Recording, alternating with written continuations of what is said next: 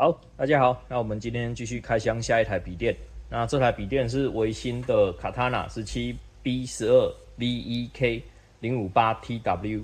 哦，那这台电脑它的 CPU 是用12代的 i7，然后搭4050的显卡，但是它的记忆体跟固态硬碟就比较弱一点啦，一个是8G，一个是512G。那我们这个客人呢，他是要做平面设计的，哦，那要开 Photoshop、伊拉之类的东西。所以以现在这样来讲，因为伊拉它本身是比较偏吃向量嘛，那这种设计的时候，它吃的记忆体其实吃很凶，所以我们就是跟客人讨论说，看他愿不愿意拨一点预算。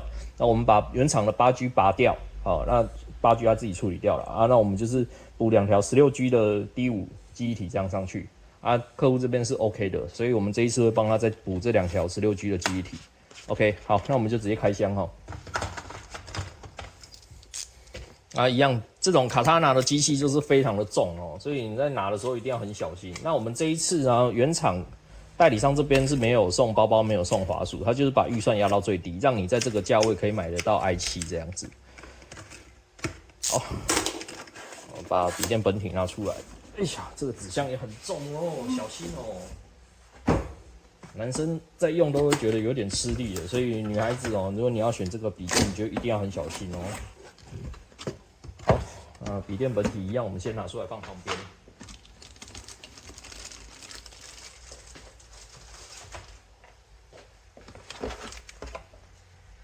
那我们这边就是说明书这边没有套件啊，所以如果它还要再扩充第二个固态，如果它有的话啦，就是一样套件就是要找实体的门市拿。好，那我们这一次看一下这个变压器是群光电能做的。那群光它这一次给的是20伏特10安培，总共200瓦。那它的接口就是一般的米老鼠。好，对，那我们就先放旁边。那这边的话，应该就是一般的米老鼠的线材啦。啊，对，米老鼠的线材。好，一样开到最底下哈，看一下还有后面有漏掉的，没有，空的。好，那这样子笔电就是只有这样了。打开看一下 I/O，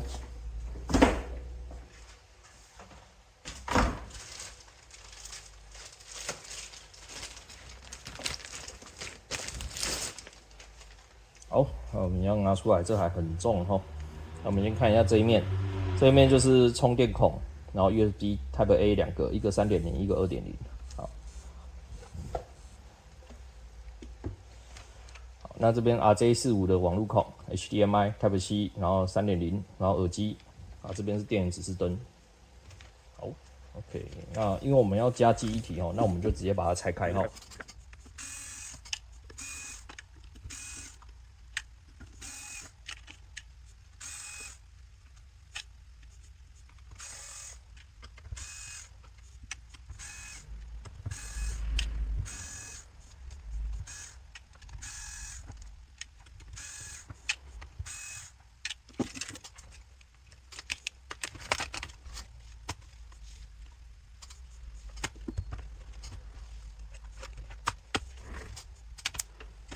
好，那我们已经全部拆解完了哈。那我们可以看得到呢，这一边这个是它原厂标配的512G 的固态硬碟，那这边的话是2个那个记忆体插槽。那这边呢，它就是还有一个可以装固态硬碟的位置，所以它可以装第2条。但是这边是有一个套件的，这个你必须要找实体的门市，他们才会有这个东西。如果你在网络通路买的话，你是不会有这个东西的。你变成你要自己再打0800跟客服中心去取这个套件哦。那就是看消费者自己怎么选啦，因为你找我们这种实体店面，我们会一次帮你处理到好。OK， 好，那因为我们这台笔电呢，目前还没有上电吼，所以我们可以直接加记忆体。但万一如果你已经充过电的电，你如果充过电，你绝对不可以就是直接把记忆体加上去。哦，要做这些拆解动作之前，笔记本电脑就是先把电池给拔掉就对了。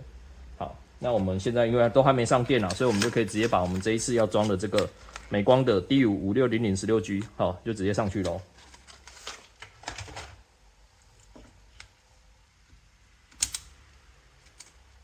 好，这个是原厂标配的，好，这个是 SK 海力士给的5600的8G， 好，那我们这个就还给客人咯。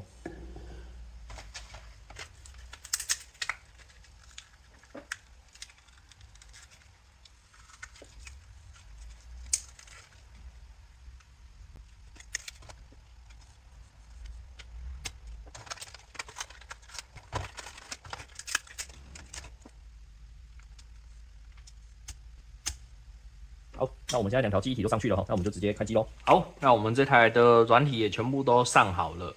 那我们的这个机器呢，它搭载的 CPU 啊是 i7-12650H， 那12指的就是12代啦，然后650就一个流水号而已啊 ，H 就是指高效能的版本。好，那这种12代啊，就是怎么讲，12、13、14哦，基本上都是同一个世代的 CPU 啦。我们的笔记型电脑上面呢，目前13代过后啊，就直接转 AI 了。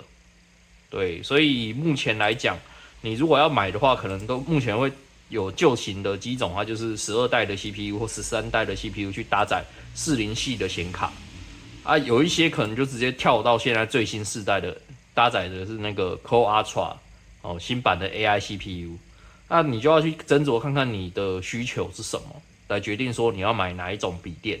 那像这个平面绘图工作者啊，他如果是买那种最新版的 Photoshop。它有那种 AI 生成的线上的订阅制，好像才有这个功能。那像他们这一种的话，它以后也许就会对于 AI PC 的这种笔电会有比较良好的资源性。可是如果你是使用这种离线的这种版本，旧款的版本，那你可能买这种旧笔电，对你而言是最好的选择，因为它的价格就是一直在下修。对，那我们现在这一台呢，它是把里面的8G 拔掉，变成两条16G。对，那这样子的在跑图啊什么的都还不错啊，只是说这个它本身并没有传统硬碟，所以你之后转档出来的，你必须要有一个外接式的硬碟，或者是说你自己有自备一个 NAS 云端硬碟，或者是你有 Dropbox 之类的东西哦，不然你这种硬碟说真的512是有一点点小啊，对于这种创作者而言，这个是真的偏小的。OK， 而且我们的固态硬碟呢是用越满速度越慢。那我们的这一台机器呢，它本身还有在搭载第二个可以扩充的插槽，所以消费者你可能自己要先决定好，说你自己是想要一次把记忆体跟固态硬碟全部都堆满，还是说之后等便宜的时候再补。哦，这个都见仁见智啊。那我的建议是说，建议这个客人就是先买这个2条记忆体，因为他说他自备有外接硬碟，那这个外接硬碟我们就不管它了，反正就他自己处理了。对，好，那我们已经全部的软体都上好了，好，我们就准备打电话叫客人来取机了。那今天影片就先这样了，谢谢，拜拜。